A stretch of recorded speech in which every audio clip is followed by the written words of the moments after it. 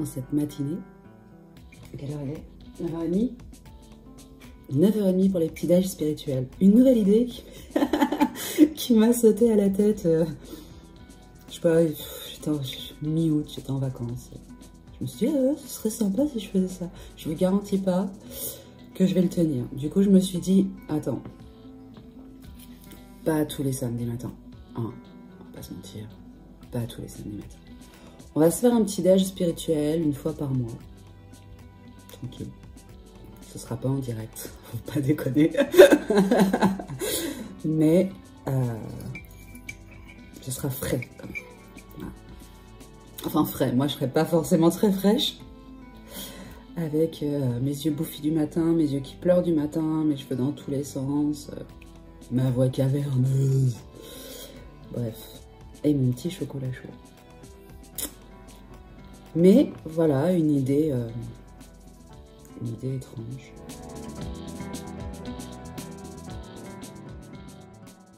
Une idée étrange que je vais essayer de tenir une fois par mois. J'ai pensé à ça parce que, vous savez, c'est le problème du HP, ça. Je pense que ceux qui sont HP vont se reconnaître.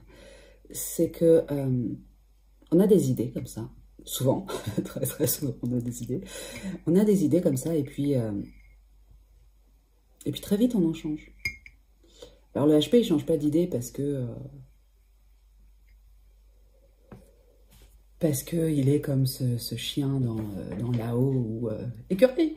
Dès qu'il voit un écureuil, hop, il passe à autre chose. Non, non, non, non, le HP il change d'idée parce que au bout d'un certain temps, il estime qu'il en a fait le tour en fait.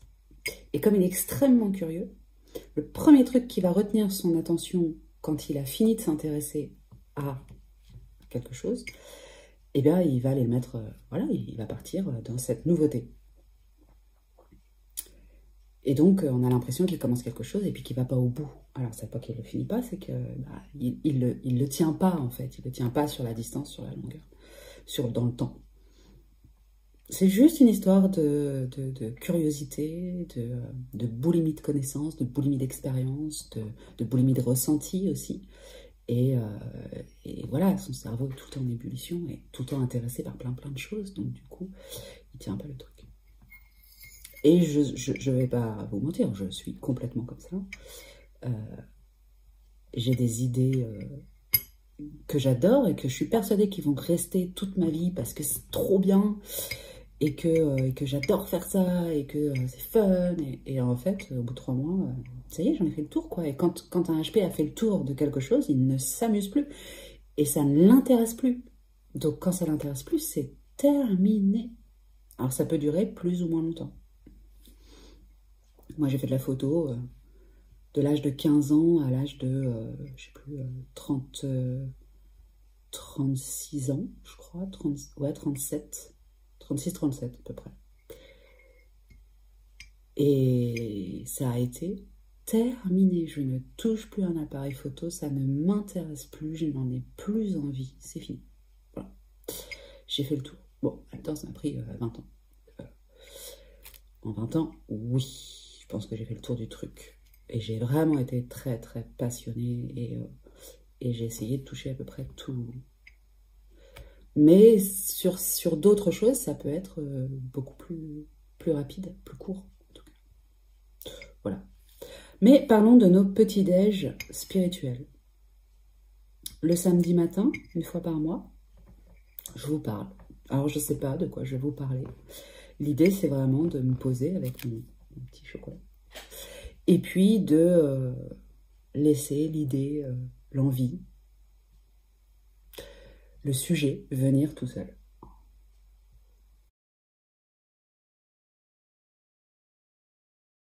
Ce matin, j'ai envie de vous parler de nous les médiums. Ça va vous parler un peu de moi en même temps. Parce que c'est vrai que comme je suis assez sauvage par moments, je raconte pas énormément de choses.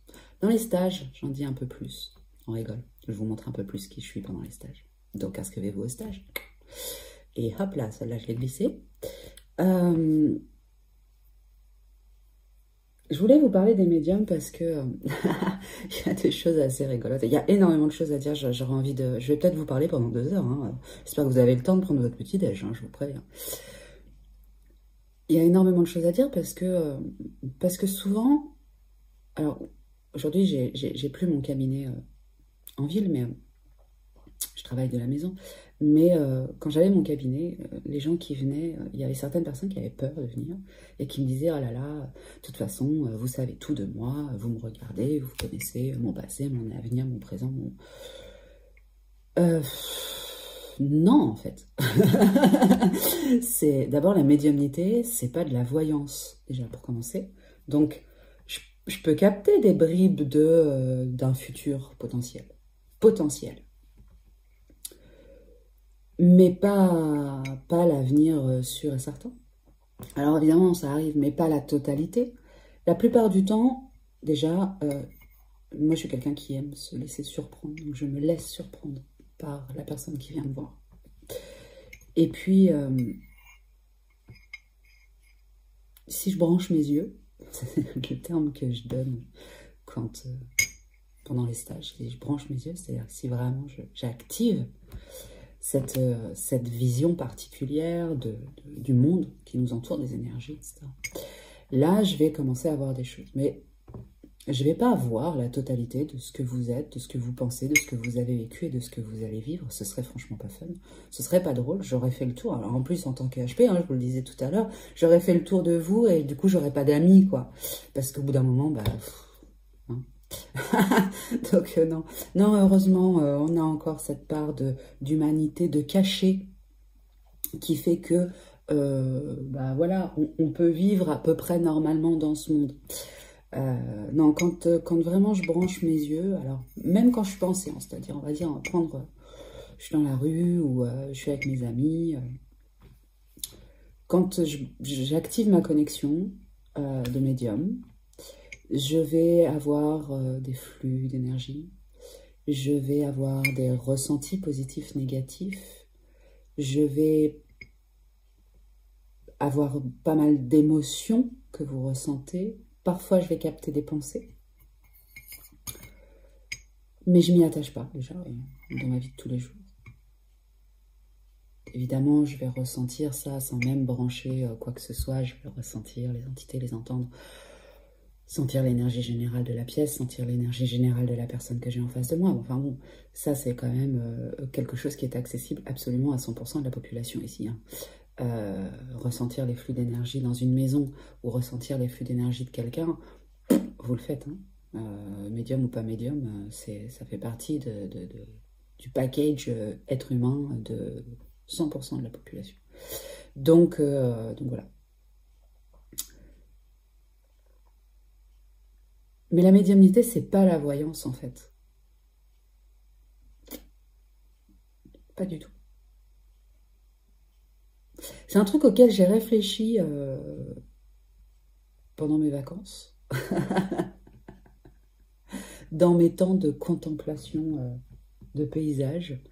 Parce que j'ai quelques personnes dans mes clients qui font la confusion. Et qui pensent que les guides sont là pour leur donner la marche à suivre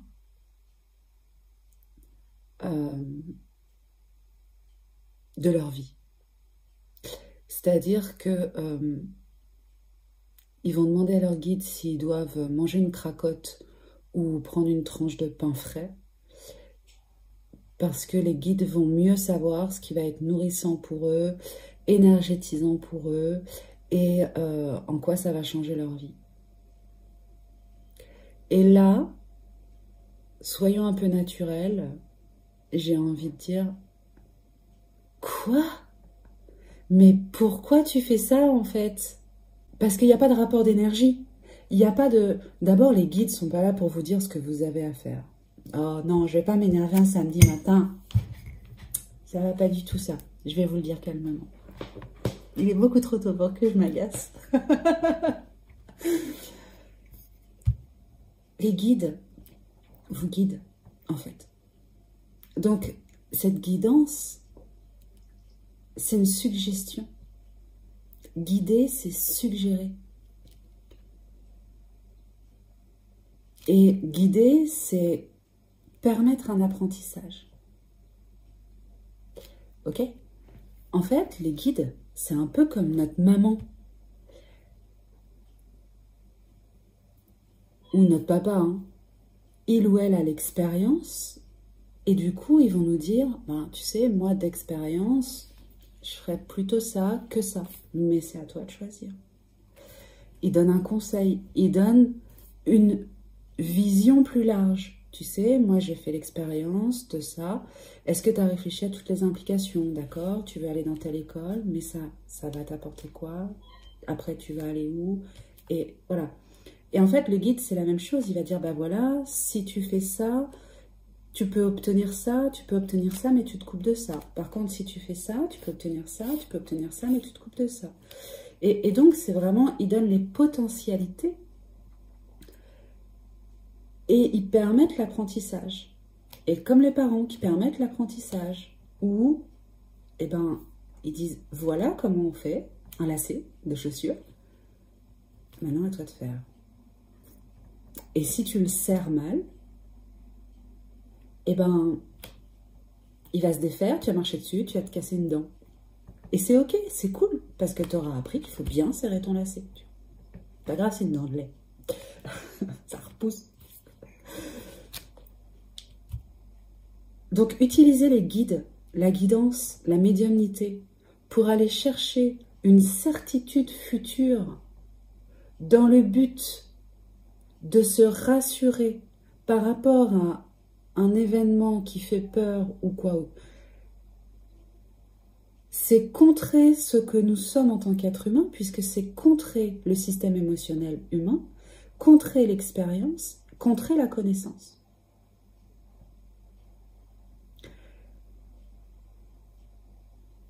Ça ne veut pas dire qu'on ne peut pas toucher des bribes. Il y a plein de fois où j'ai dit à des gens, tu verras, ce sera comme ça. Et oui, ce sera comme ça. Parce que le chemin était tellement clair dans sa potentialité qu'il n'y restait plus qu'une potentialité. Mais sinon, faut pas confondre, les gars. Hein. Ça, c'est quelque chose qui est difficile à faire comprendre. Et je pense qu'il faut vraiment le comprendre. Si vous voulez une voyance avec des choses tranchées, ben j'aurais envie de vous dire, allez vous faire un tirage de cartes. Et encore, je vous dis même pas, c'est même pas vrai en fait, parce que même les cartes donnent des potentialités.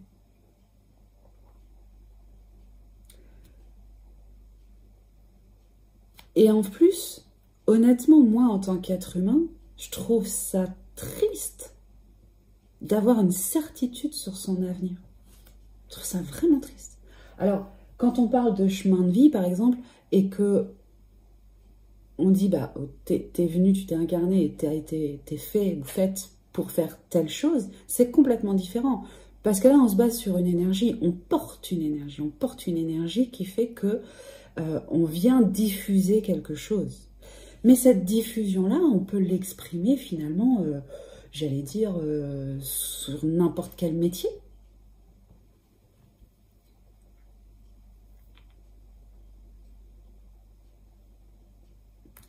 Pour moi, la voyance pure, c'est dangereux. Dit la médium qui parle à l'énergie, qui voit les défunts, qui parle aux défunts. Voilà. Ouais, pour moi, la voyance, c'est dangereux. Parce que l'intention derrière, l'intention du client, hein, l'intention derrière, en vrai, connaître avec certitude ce qui va se passer si vous prenez telle décision, c'est quoi votre intention? Pour de vrai, c'est quoi votre intention? Je bois, je vous laisse réfléchir.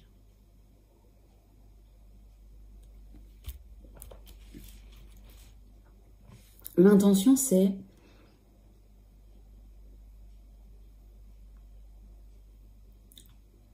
casser la peur, en fait. Si on va au bout du truc, c'est casser la peur.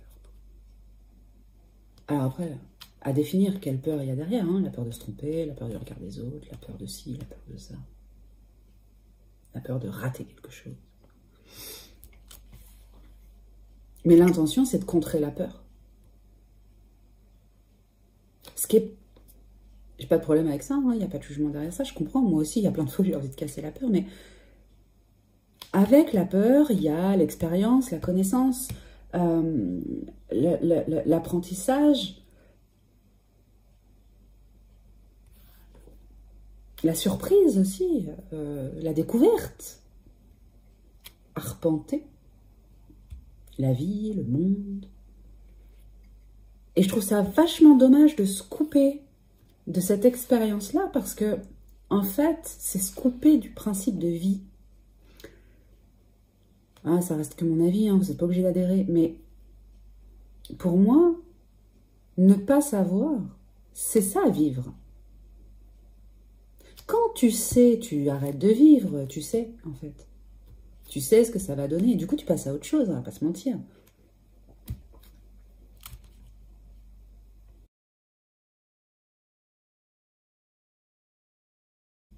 Hier soir, on a coupé les... Je sais pas, il était 1h du matin. On a coupé les raisins de la vigne. On peut pas le faire dans la journée parce qu'il y a les frelons et les guêpes. Que je me suis fait piquer par 2 guêpes et j'ai pas tellement aimé. C'était pas très cool. Donc du coup, on s'est dit, ouais, on va le faire la nuit quand tout le monde dort. Donc on a pris la pelle de sel, on s'est mis... On a coupé le raisin, on a fait un gros tas. Et l'idée, c'était de faire du jus. Du jus de raisin. Le vrai intérêt de faire du jus de raisin, c'est quoi? C'est de le goûter. C'est de le boire après. Et de voir s'il est bon, si on a bien trié les grains, si ceci, cela. Tout le reste, c'était du connu.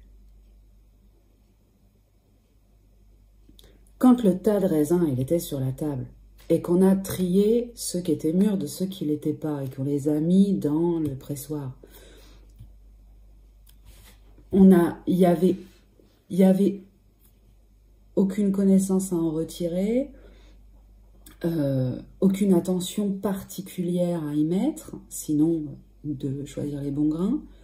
Ce qui fait que, en fait, on a fait ça en parlant de complètement autre chose, en rigolant, et c'est tout, en fait, en se racontant des trucs. Et donc, il y avait rien de vivant en termes de connexion à ce qu'on était en train de faire. Lorsque j'ai mis le raisin mûr à la stérilisation, on trépignait.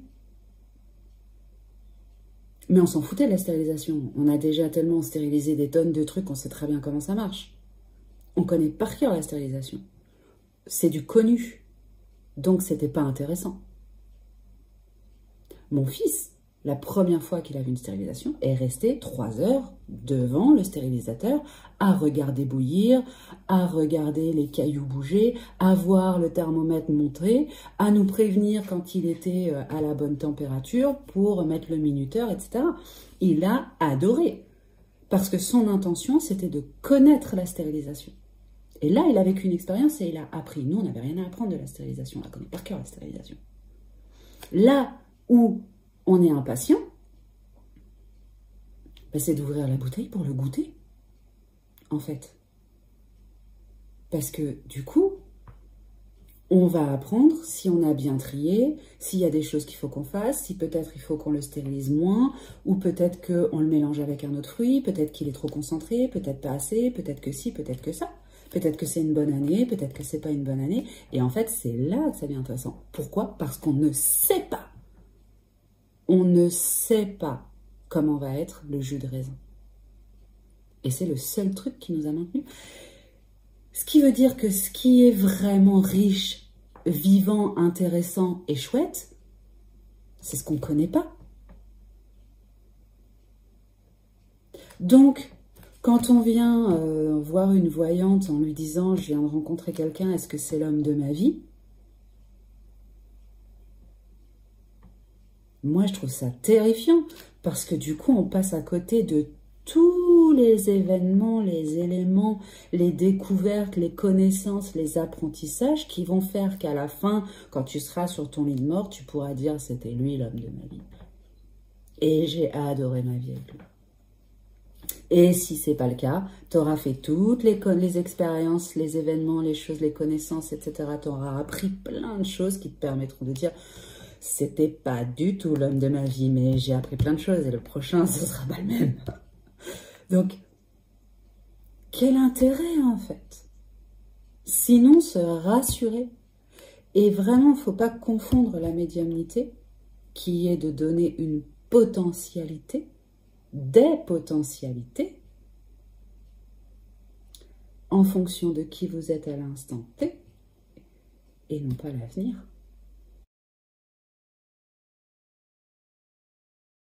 Il est 10h et je pense que c'est bien pour un samedi matin. Je pense que c'est bien pour un petit déj spirituel. Et puis, je vous retrouve le mois prochain, autrement, sur autre chose, en fonction de l'envie. Et je vous souhaite un très très bon week-end.